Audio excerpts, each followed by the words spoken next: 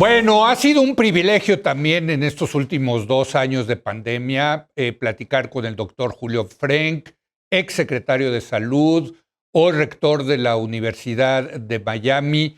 Nos ha ayudado mucho, Julio, a entender lo que está pasando con esta pandemia del COVID-19, lo que se hizo bien, poco, lo que se hizo mal, mucho en este país. Julio, ¿cómo estás? Buenas noches. ¿Qué tal, Leo? Me da mucho gusto saludarte nuevamente, estar aquí en tu programa. Muchas gracias. A ver, Julio, ya, ¿no? Ya, ahora sí ya vamos de salida, ¿no? O no. Yo creo que la mejor forma de decirlo es, creo que en este año vamos a terminar con la pandemia, pero no con COVID-19. Ok. La enfermedad va a continuar, Ujú. pero lo que creo que sí estamos en posibilidad o con alta probabilidad de lograr es salir de la emergencia, del estado de emergencia sanitaria en la que el mundo ha estado, en el que el mundo ha estado estos últimos 2 años. Sí. La enfermedad se volverá muy probablemente una enfermedad endémica, una enfermedad respiratoria más Ujú. de las muchas que tenemos, con cierto grado de estacionalidad. Ujú. Estará con nosotros todavía, pero sí creo que estamos llegando a un punto en que posiblemente ya la emergencia pueda ser superada. La gran incógnita es, por supuesto, el riesgo de que surja una nueva variante, por lo cual lo que hay que enfatizar es la necesidad de elevar el ritmo de vacunación. Ese es nuestro boleto de salida de la emergencia, es la vacunación. Cuando hablas de la vacunación, Julio, yo supongo que tanto tú como yo tenemos las 3 vacunas, las 3 dosis. ¿Estás pensando, bueno, desde luego los que no tienen vacuna, pues deberían de vacunarse 1, 2, 3 veces con los refuerzos, pero los que ya estamos con las 3 vacunas, ¿vamos a necesitar una cuarta, una quinta, en fin? ¿Cómo ves? Sí, lo más, o sea, una cosa que sabemos es que las vacunas son altamente efectivas Sí, en proteger, sobre todo proteger de las consecuencias serias que son sí. la hospitalización Ujú. y la muerte. Ujú. Y eso, esas vacunas han sido muy efectivas, pero que esa inmunidad que confieren es una inmunidad que no es permanente, sino que Ujú. se va degradando con el tiempo, por lo cual hay que estarla reforzando. Eso es muy probable Ujú. que continúe. El peligro grande es que con el bajo número o el bajo porcentaje de población mundial aún Ujú. vacunada, surja una nueva variante Ujú. que evada la inmunidad conferida hasta el momento actual, ya sea por inmunidad natural o por vacunación. Ujú. Ese riesgo ahí está y la forma de evitarlo es ampliar la vacunación. Y sí, a la gente después de un periodo que se está estimando más o menos en 5 meses, Ok. habrá que estarla reforzando hasta que, gracias a la investigación científica, Ujú. encontremos vacunas que confieran una inmunidad más prolongada. Pero con lo que tenemos ahora, que es Ujú. excelente, Sí. sí va a haber que estar repitiendo esto, como lo hacemos con la influenza, eso es un Ujú. poquito diferente, pero es lo mismo, es Ok. una vez al año, hay que ponerse la vacuna. Medicinas. Hay ya un par de medicinas, entiendo una de Merck, otra de Pfizer, que alivian, digamos, los síntomas del COVID-19, Julio. Sí, aquí creo que el mejor resumen que yo he escuchado de lo que ha sido la experiencia de la pandemia, lo leí en un artículo de Yuval Harari, Sí.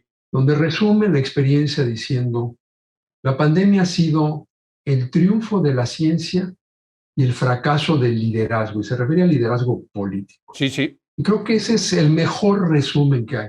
Ujú. La ciencia es la que nos ha sacado de esta pesadilla en la que Ujú. la humanidad entera ha vivido estos 2 años, a través de vacunas y ahora también de medicamentos eficaces que evitan que la gente se enferme muy gravemente y muera. Y vamos, gracias a eso es que estamos viendo la luz al final del túnel. Ujú. Lo que ha fallado son los liderazgos políticos, incluyendo, por ejemplo, en el caso de México, escoger el momento de una pandemia para denostar a los científicos, Sí. para atacar a la comunidad científica, etcétera. Sí, claro. Cuando, por el otro lado, recurrimos a los frutos de esa Sí. investigación para poder proteger a la población. Entonces, creo que ese será uno de los grandes temas que tendremos que ir procesando. Yo creo que si bien la pandemia en el sentido técnico ya se acabó, las reverberaciones de lo que ha ocasionado la pandemia en el ámbito social, cultural, económico y político van a continuar por décadas. De hecho, históricamente sabemos Sí, sí. que en pandemias previas ha habido después grandes transformaciones sociales. Yo por eso digo que además de vacunar, lo más urgente que tenemos que hacer ahora, cuando todavía estamos en la emergencia, antes de que se nos olvide, es empezar un debate vigoroso del futuro que queremos construir. Ujú. Creo que ahora es el momento de ese debate. Sí, Y creo que, y no lo estoy viendo, debo decirlo, totalmente de acuerdo. como ante el fracaso ostensible Ujú. del sistema de salud para enfrentar la pandemia, ¿de qué manera, además de la rendición de cuentas que será importante, creo que la gran discusión que tenemos que tener es qué sistema de salud debe seguir? Sí. Lo mismo en el campo educativo. Ujú. Tenemos un desastre en la materia educativa, sobre todo la educación Ujú. básica, por los millones de niños que han perdido elementos de escolaridad básicos y un tiempo que se tienen que recuperar. ¿Qué hacemos con la educación saliendo de la pandemia? Yo creo que sería un fracaso aún mayor si lo que nos planteamos después de la pandemia regresara como estaban las cosas antes, porque lo que ya vimos es que lo que Sí. había antes de la pandemia no nos sirvió durante la emergencia Oye, y no tiene por qué servirnos después. y hablando de educación, lo que nos ha dejado también esta pandemia es la falta de educación de tanta gente, gente que hasta dices, bueno, pues este cuate es inteligente, en fin, que se cree las charlatanerías, las teorías de la conspiración, que están en contra de las vacunas, que creen que les van a meter ahí un chip, en fin, de verdad, no, eso me rebasa, ¿no? Y tiene que ver con este tema, ¿no? De una educación defectuosa, por llamarla lo menos, ¿no, Julio? Sí, la pandemia yo la veo no tanto como un creador de cambios, sino más bien como un acelerador de cambios. Había Ujú. ciertas tendencias que ya venían, Sí, sí. pero la pandemia las aceleró. Yo creo que esta idea de la desinformación Ujú. y de las teorías de la conspiración existían antes. Sí, sí, La totalmente. pandemia magnificó esas Ujú. tendencias y las volvió trágicas porque mucha gente ha muerto por esa desinformación. Ha sido una pandemia paralela. Sí. Se le ha llamado la infodemia, Ujú, la ujú. pandemia de mala Sí, información. Está muy ligado a las tendencias de crecimiento de regímenes populistas que nuevamente venían de antes de la así es. pandemia, pero la pandemia puso de manifiesto las limitaciones de esa forma de gobernar que divide a la gente. La forma mejor de enfrentar una emergencia en una sociedad es uniendo. Sí. Al haber, gracias a los instintos de los líderes populistas de dividir a la gente, al haber politizado la pandemia, creamos el caos que tenemos. Ujú. Entre otras cosas, porque parte de esa politización consistió en convertir acciones de salud pública que tienden a proteger a la comunidad en declaraciones de posicionamiento político. El usar un cubrebocas Sí, se ha vuelto una manifestación visible de una posición política. Ujú. Nunca se debió haber permitido eso. Y parte de Totalmente. esto fue el espectáculo de líderes políticos contradiciendo Ujú. a la opinión de los expertos y dispersando algunas de estas desinformaciones. Entonces yo por eso digo, hay esas repercusiones, esas reverberaciones de la pandemia van a seguir mucho después Ujú. de que la OMS ya la declare como que terminó la fase pandémica. Y por eso creo que la tarea no está hecha. Y yo, cada vez que hablo del tema, le pido al público un ejercicio de imaginación.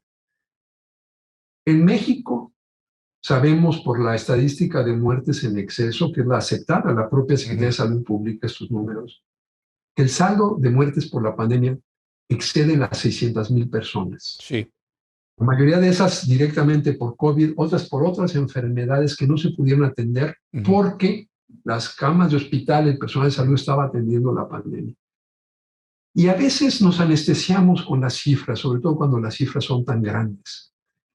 Y yo le pido al público que haga un momento de reflexión y se imagine 600,000 personas, una junto a la otra, con rostros, con vidas, con biografías, con familias, con amigos, con trabajos, con proyectos de vida.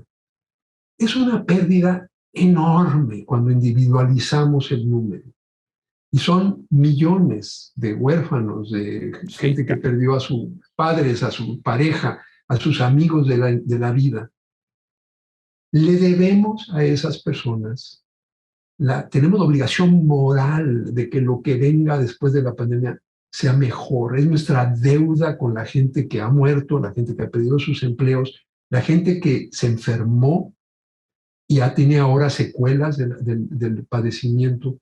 Ha habido mucho sufrimiento, Leo. Este es un trauma colectivo que tenemos que enfrentar, y la forma de elaborar el trauma es ponernos a trabajar para que lo que venga no sea una nueva, sino una mejor normalidad, algo mejor que lo que teníamos antes. Hay que hacerlo en el sistema de salud, en el sistema educativo, en la economía, en la cultura, en el discurso político, que ha probado ser letal, y dejar ya la polarización para tratar de crear un discurso de unidad en torno a un futuro que se ve muy incierto en este momento. Julio, déjame hacer una breve pausa. Todavía tengo varias preguntas que hacerte. Entre ellas, el tema del cubrebocas. O sea, ¿nos los vamos a quitar? ¿Se va a quedar para siempre? En fin, tengo muchas preguntas todavía que hacerle a Julio Frenk con respecto a esta maldita, hay que decirla, pandemia del COVID-19. Regresamos.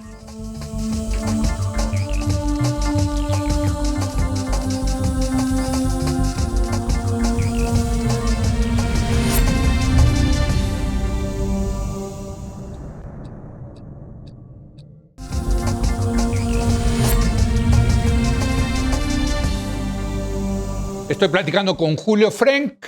Él es médico, experto en el tema de salud pública, rector de la Universidad de Miami. Nos ha ayudado muchísimo a lo largo de estos 2 años a entender el tema del COVID-19.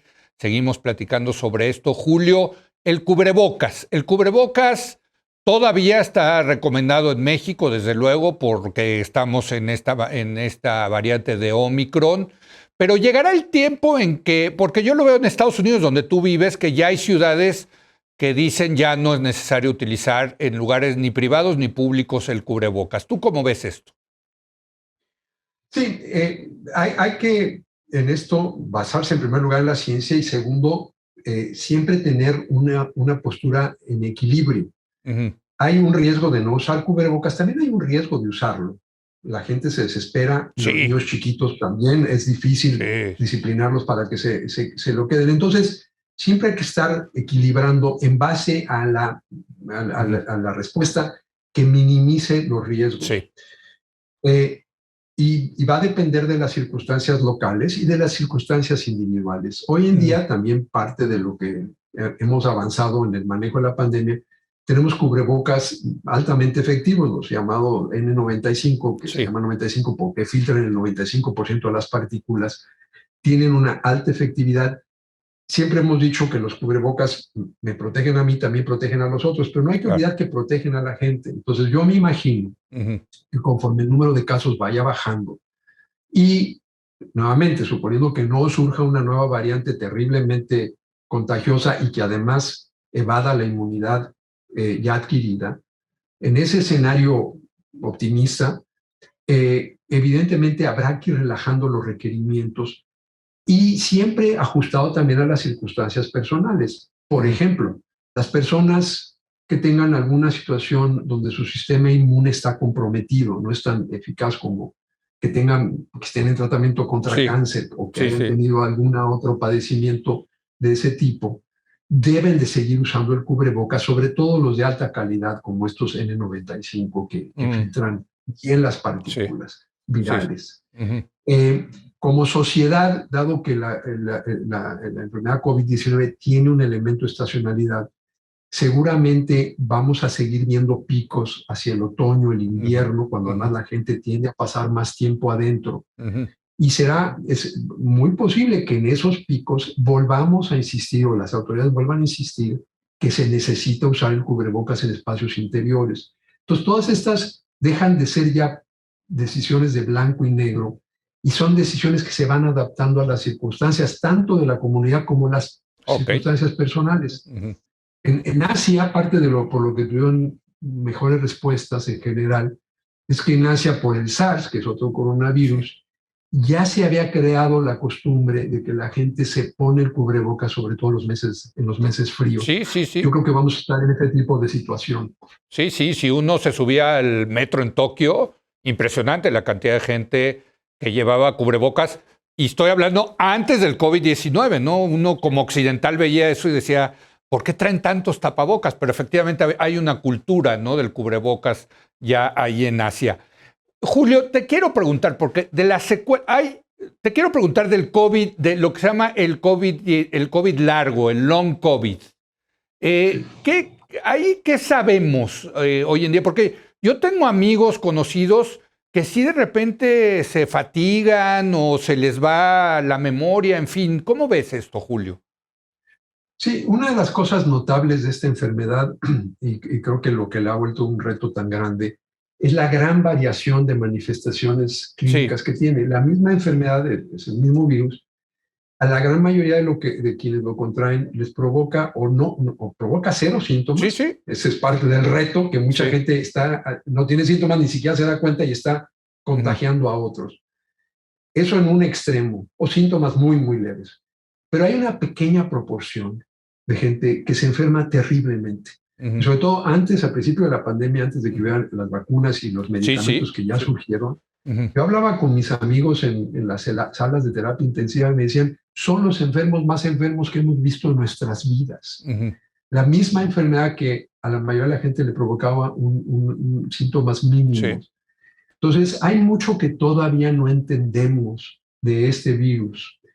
Va a haber que seguir haciendo mucha investigación, darle seguimiento a las personas que se enfermaron para ver cómo resurgen algunos de estos síntomas o cómo evoluciona ese llamado COVID largo con estos efectos que siguen aún después de que el virus ya no está en el organismo. Tenemos ahí que hacer, por eso te decía, habremos acabado con la emergencia sanitaria, pero no hemos acabado con el virus ni hemos acabado con la enfermedad. Vamos a seguir viviendo con ella, pero sobre todo vamos a tener que seguir estudiando lo que ocurrió y por qué esas variaciones tan extremas. Parte lo sabemos, es la edad, es una enfermedad que afecta sobre todo a gente mayor. Si está uno con un sistema inmune que está comprometido, que no funciona bien, que está dañado. Todos esos factores son los factores de riesgo como la diabetes o la obesidad o la hipertensión. Pero hay muchas otras cosas que todavía no sabemos y por eso nuevamente la investigación va a ser la clave para seguir en esta adaptación mutua. Sí, claro. Julio, otra de las cosas pendientes, importantes, porque había que pasar la emergencia, pero esto va a dejar importantes secuelas en la salud mental. O sea, también, yo lo pienso en los chavos, ¿no? Niños, jóvenes que tuvieron que estar 2 años confinados, que el mensaje de que las multitudes no son buenas, en fin, depresión, ansiedad. El tema de la salud mental, que lo hemos dejado a un lado, pero es fundamental, me parece, en esto, ¿no, Julio? Totalmente. Yo creo nuevamente que, el COVID no creó estas situaciones, las aceleró. Hemos estado viviendo un proceso de un poco de enajenación y aislamiento, ¿no? Las típicas escenas de una mesa de jóvenes, lo que antes era estar compartiendo y platicando, todo el mundo metido en su teléfono, revisando sus propios chats, hablando con alguien más que no está presente ahí. Eso ya estaba antes de la pandemia, pero muchas de estas tendencias de aislamiento se han acelerado. Y sí creo que el confinamiento prolongado y la falta de socialización en el espacio escolar sí está retrasando el desarrollo de destrezas fundamentales, sobre todo en los niños y niñas, de vinculación. Y lo que se habla es sí de un trastorno de esa capacidad de vinculación afectiva y de interacción social. Nuevamente, deberíamos estar hablando de eso y diciendo qué hacemos ya como un trastorno, o sea, ya se está, digamos, identificando como un trastorno particular. O sea, ya hay incluso esa evidencia para para ponerle nombre, trastorno, no sé cómo se llame.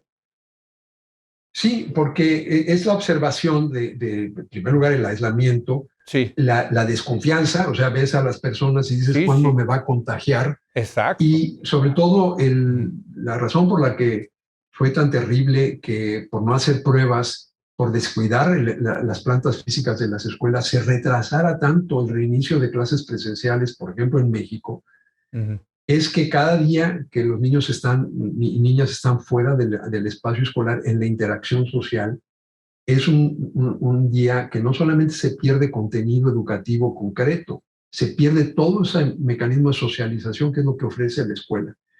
Entonces, sí hay mucho, esta es una cicatriz grande para toda una ujú. generación que está creciendo y madurando en medio de una emergencia sanitaria de esta magnitud.